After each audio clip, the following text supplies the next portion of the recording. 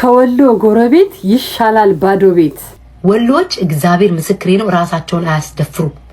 በዚህ እኔ በ10 ጣቴ ይፈርማለሁ ለወሎ ልጆች። እስኪ ወሎን አንድ በስህተት በፍቅር ከመጣችሁ ማርያም በፍቅር ይዟቸዋል። እውነት ነው። የሰውን መብትና ክብር አይነካም። የራሳቸው ሲነካ ግን በፍጹም ዝም አይሉ። ከወሎዬ ጋር የሚያሳልፉት ጊዜ በሳቅ በደስታ በጨዋታ ስለሚሆን ከውጥረት ነፃ ነው የሚሆነው። ወሎዬዎች ግልጽና ተጫዋች ጨዋታ አዋቂዎችም ናቸው። የጎረቤቱን ችግር እንደራሱ አድርጎ የሚጨነቅ አብሮ ማዘንን አብሮ መደሰትን የሚያውቅ ለፕሮግራሞች ሁሉ አድማቂ የሆነ የጉርብትና ውሃ ልክ ድንቅ ህዝብ ነው።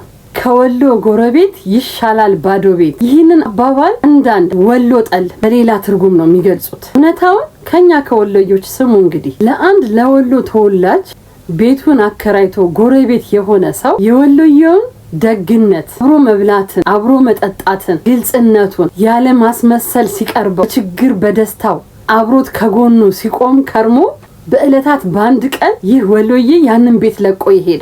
ያ ቤቱን ያከራየው ሰው የዛ ሰው ደግነት የጉርብትና ውሃ ልክ ሲገባ እንዲህ ተላምዶ ከመለየትስ ከወሎ ጎረቤት ይሻላል ባዶ ቤት ባላከራየው ይሻላል። ይሄንን ነው ያለው። እስኪ እውነት ተናገሩ። የወሎ ጎረቤት ኖሯችሁ በምን አይነት መንገድ ነው ጉርብትናችሁን የምትገልጹ? የወሎ ህዝብ ከፍቅርና ከአንድነታቸው ውጪ በየዋህነታቸው እንዲሁም ሰውን በማክበር ይታወቃሉ።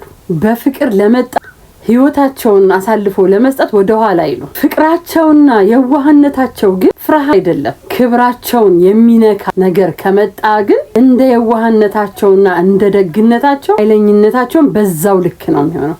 ከዛስ ስም ይወጣላቸዋል። ነገረኞች ናቸው፣ ኃይለኞች ናቸው ይባላል። ማንም ሰው እኮ ሲነኩት አይወድም።